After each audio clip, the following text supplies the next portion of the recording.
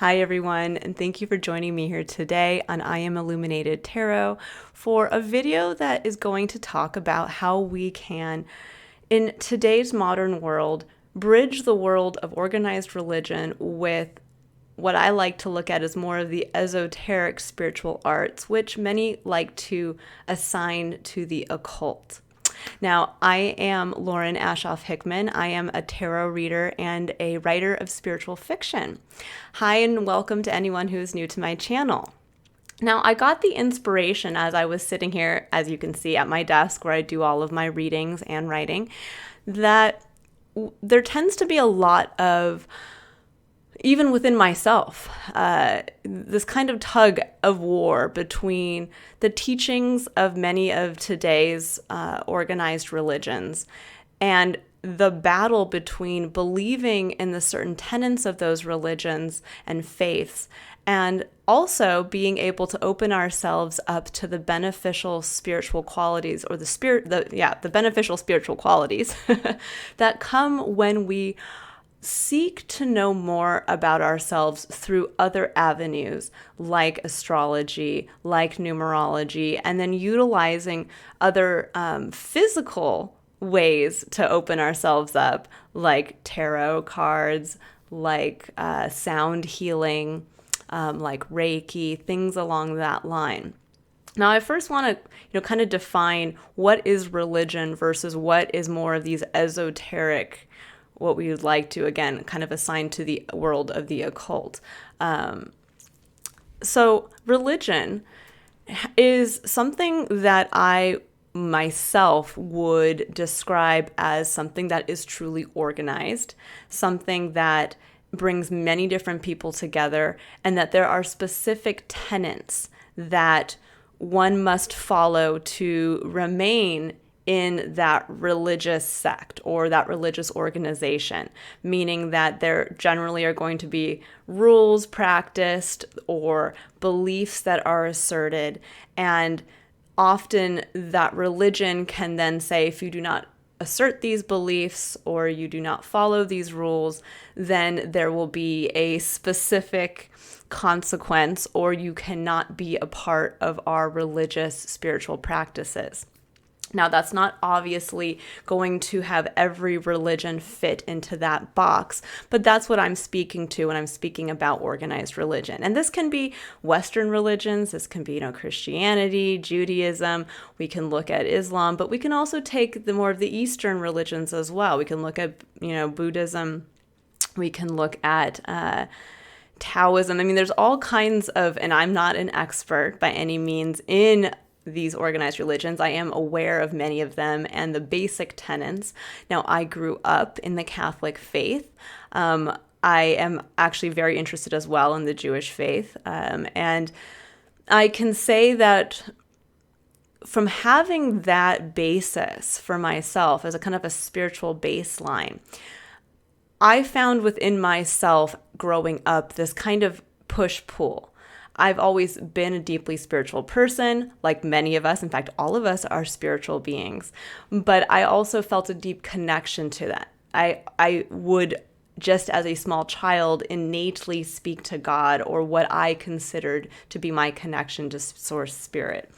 I have the unique ability to really, I think, see the beauty through spirit in all things. There's an extra level of connectivity that I see.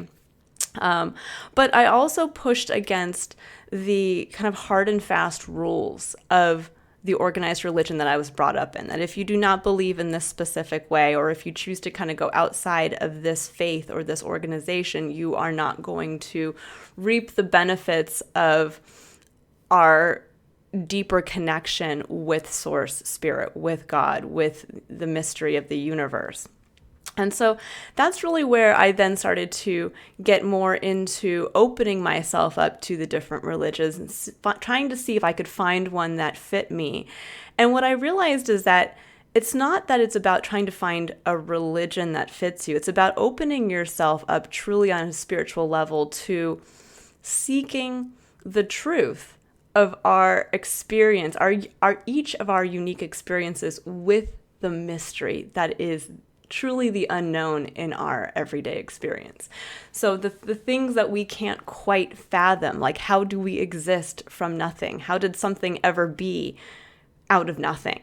How come there are times when miraculous events occur?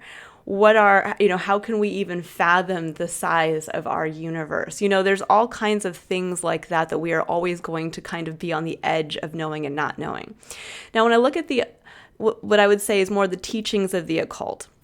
Now, what does the occult mean? The occult is simply put just the study of what is hidden or the unknown.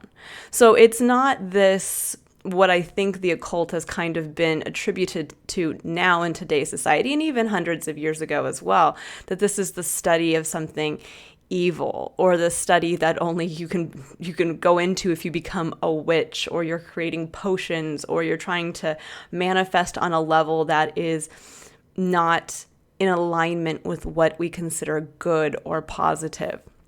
And instead, it's just truly finding other avenues to dive into what is hidden in our experience. Now, the bridging factor that I've found between the different practices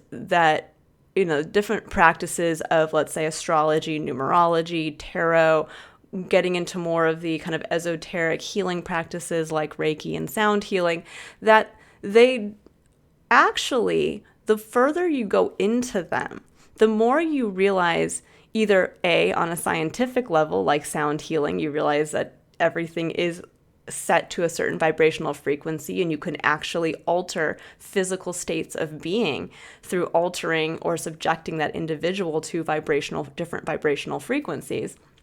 Or if it's simply also on more of a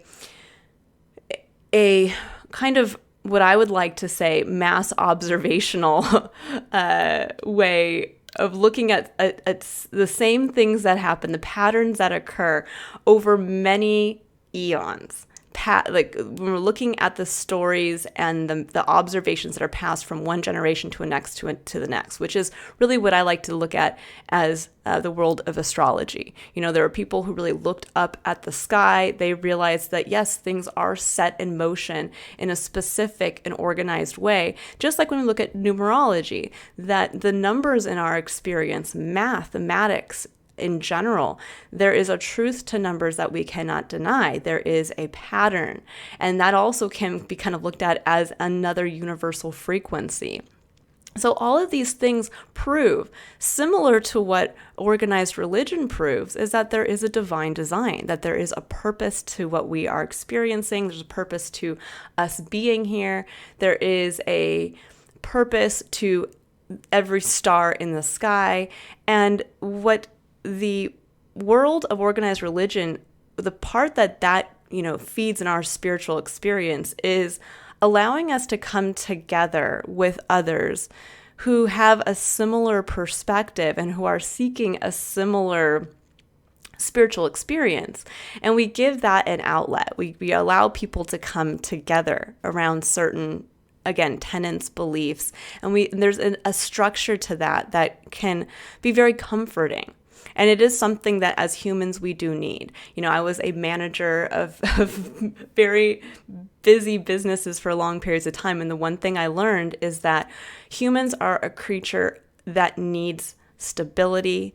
We need rules. We need to feel safe and secure. And rules help us feel that way because we know what to expect. There needs to be these kinds of set expectations.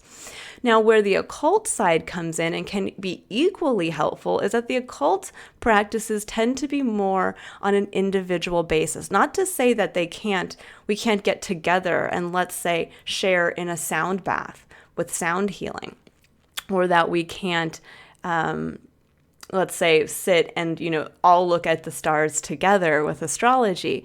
But there's a part, when we think about it, that each one of those, when we look at numerology and when we look at astrology and we look at things like tarot reading and sound healing, there tends to be kind of a one-on-one the individual with possibly one more individual, helping them to kind of go through that journey of unlocking something about themselves. This actually gets to the core of why I started I Am Illuminated, because I really do feel like it is important for us to explore all avenues of our spiritual experience to get closer and deeper into the core of who we are authentically, why we are meant to be here as the individual, but also how that individual connects to the greater collective experience. Because I do find that after many years of my own personal studies, both with organized religion and with the practices of the occult, or again, things that are kind of assigned to that, that there is a true divine design. And the further I go down those lines, the further I get into mathematics, the further I go into, looking at the stars and the placements and just, understanding the makeup of the people that I know in my life, I start to unlock that design, that divine design. So there is a place for both. And I am a true believer that or you can be in a faith. You can believe in a specific, let's say, spiritual leader who expressed something that resonates deeply with you. For me, honestly, it is the teachings of Jesus and the individual of who he is in and of himself, or the stories that we have created around that persona, that deeply resonate with me. Not because I was forced to go to church as a child, but because his message or the story of that message is what aligns with who I am inside with my personal spiritual experience. That we are not here to forcibly push people to believe in something. We are here to show through our passion. We are here to literally live our passion into our experience, and that by doing so and doing so authentically, and doing so with both love for ourself, our authentic self, and love for the collective experience that we are serving by living ourselves into life, that we have the ability then to really alter and elevate our entire human experience, and possibly even beyond that, because that truly is the great mystery, that is the unknown. That are there other beings out there? Is there even different layers to our experience currently that we don't understand? And I feel very blessed right now to be in a time where we have many minds who are diving deeper into that, kind of playing with the time continuum and playing with, the different layers of possible existence happening at the same time. It's a wild experience. And I, again, feel very lucky that I'm here, and I can't wait to see what else comes along. But I thought it was a really important point to bring up here, because especially now, as I'm filming this right before the Christmas season, the holiday season in the United States, which is where I live. And there kind of tends to be, I think, almost like guilt on both sides of the coin, where the people who I think really do follow organized religion, they'll have this curiosity. Like, for instance, my mom is one of them. She was raised very devout. She, is confirmed in the faith. She has really helped be kind of steadfast to other people in her life who have decided to join the Catholic faith as well. And she was someone who in my life really showed me what belief can, how believing in something, believing in the power of prayer can actually open yourself up to, again, the mystery of the universe, of manifesting through prayer. But she also has a curiosity, as we all do on some spiritual level, of, well, what is tarot? What is astrology? What is numerology? And the more that I have, kind of open that door for her to show her what I work with, the more she's, it's intriguing. It's like the more you start to see a little bit about yourself, to realize, what your sun sign is, your rising sign, your moon, and suddenly you're starting to say, wait a second, now you're right. I am like this, or I do have these tendencies, or yeah, there is a fear that I have around this aspect of my experience, and this shows it kind of in black and white. That it's the realization that these two aspects, kind of the individual experience into the unknown, can also be bolstered by the community aspect of of basically looking into the unknown. Because both sides are trying to explain what's hidden, the mystery beyond our physical experience. Now, what I think is very beneficial about organized religion is that often this is where the start of us understanding our singular importance in connection to the greater collective experience starts. We see what happens when we come together to do something as a community, that we can, help people in our direct sphere of influence. So this can be like the church organization that runs the soup kitchen that helps feed the needy or provides support to families in need. Or, pick something. I mean, this could even be going into other countries to help provide a better living situation by, bringing things in to create maybe better drinking water solutions, or helping, again, bring farming and things like that into areas that maybe are very in need of that. Now, where the other side of the coin comes in, you don't often see a group of tarot readers all getting together to go and run a soup kitchen. Not to say that that's not going to be the future of our experience when we start to really understand how to bridge these two kind of worlds, our spiritual assistance worlds together, but it tends to be that avenue is really for us personally, for us to really go in to unlock the power of the individual. And then the more that we understand ourselves and what we uniquely bring to the table, we can then go into the community aspect and say, well, I'm good at this, or I need to do this. This is what makes me feel fulfilled. And by doing that, we have a stronger community or a stronger group impact. So I really do feel that, again, thank you for sitting with me during this video, but this is something that, again, there can be this feeling around, wanting to go to church on Christmas Eve or Christmas Day and sitting here and espousing the tenets out loud of maybe a specific religion that you follow, but then at the same time going home and breaking out your tarot deck, or going on to Instagram and looking up your horoscope, and there's something there that then kind of makes us feel guilty, like I have to hide one aspect of myself when I'm in the other. And it's not that at all. I think there can be shame even in the occult or esoteric communities, or these spiritual, I've seen so many different, terms, light workers, all of this. We're all beings of light, and we're all working with light. So it's not like one person's a light worker and one person's not. So even in the esoteric spiritual arts, we can see a little bit of that shaming, a little bit of that, if you believe in Jesus or God or Buddha or whatever, well, then you're limiting yourself. You're not truly, a spiritual being, or you're not truly a light worker. And it's like, no, you can be both. Again, one side helps us unlock our individuality and actually proves the divine design that many organized and most organized religions speak to. The organized religion component helps kind of soothe and balm the other aspect of our spiritual need, which is coming together as a community.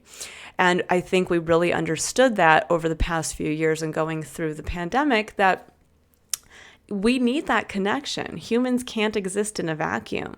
And if we really are to understand and elevate our experience moving past this point, we really have to learn how to bridge, again, the unique individual that wants to come up within us, and finding different ways to unlock that. Traditional education is changing. When we think about it, it isn't just, us now going into a community aspect and learning exactly the same things and expecting ourselves somehow to unlock our unique authenticity in that experience. We must be challenged in different ways. And I really do hope that in the future, that our education system will start to utilize more of these esoteric spiritual arts like astrology, numerology, to help people from a young age learn more about themselves, so that there is less of this kind of emotional wounding and scarring as we kind of trip and fall through our experiences into adulthood.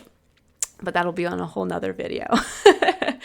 But what I'm trying to get to here is that we should never feel guilty in any capacity around following our spiritual inclination. That this is something that all of us should really understand is a part of our unique journey, especially being that we are human and we are spiritual beings.